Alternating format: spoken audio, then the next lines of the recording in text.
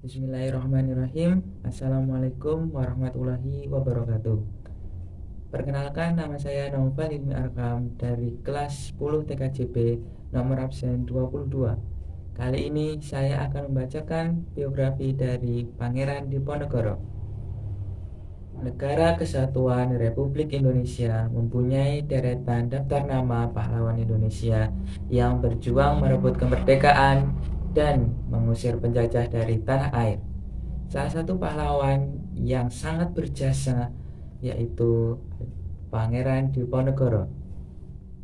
Gelar pahlawan nasional diberikan kepada Pangeran Diponegoro sesuai dengan SK Presiden RI nomor 087-3/1973 pada 6 November 1973.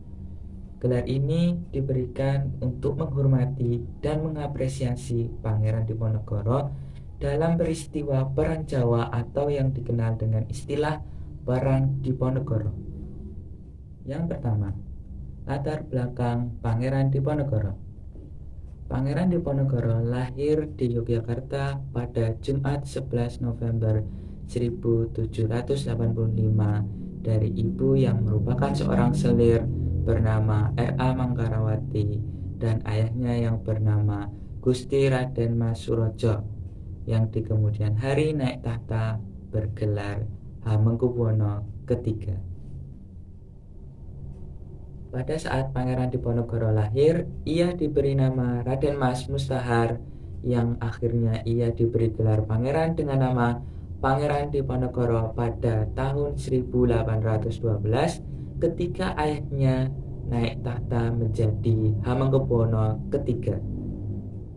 Pangeran Diponegoro memiliki 12 putra dan 5 putri dari 9 wanita yang dinikahinya.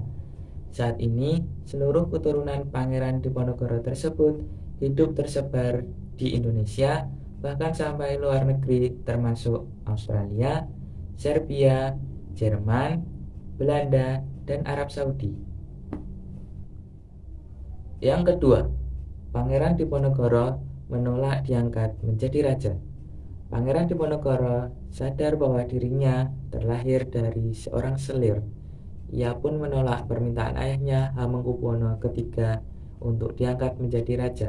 Pasalnya, di lingkungan kerajaan pada saat itu, yang biasa dinobatkan menjadi raja hanyalah anak dari permaisuri.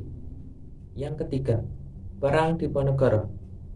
Sekitar tahun 1825 sampai 1830, Pangeran Diponegoro memimpin Jawa Tengah dan sebagian Jawa Timur dalam perang besar-besaran yang hampir meruntuhkan kekuasaan imperialis Belanda di Indonesia. Perang ini diawali dengan keputusan dan tindakan Hindia Belanda yang memasang patok-patok di atas lahan milik Diponegoro di Desa Tegalrejo. Ditambah lagi, Hindia Belanda yang tidak menghormati adat istiadat setempat dan eksploitasi berlebihan terhadap rakyat dengan pajak tinggi. Belanda melakukan berbagai cara untuk menangkap Pangeran Diponegoro dan pasukannya.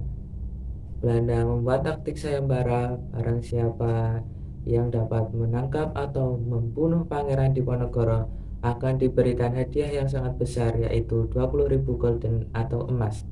Akan tetapi, pengikut Pangeran Diponegoro pada saat itu tidak goyah akan tawaran tersebut.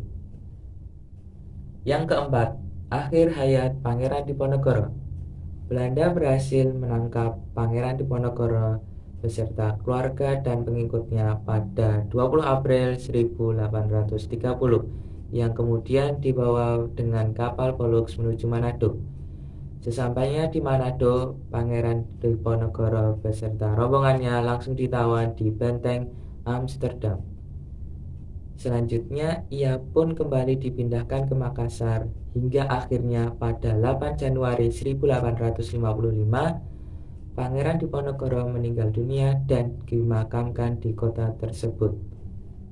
Demikian rangkuman mengenai biografi Pangeran Diponegoro, pahlawan nasional yang memimpin Perang Jawa. Cukup sekian dari saya. Wassalamualaikum warahmatullahi wabarakatuh.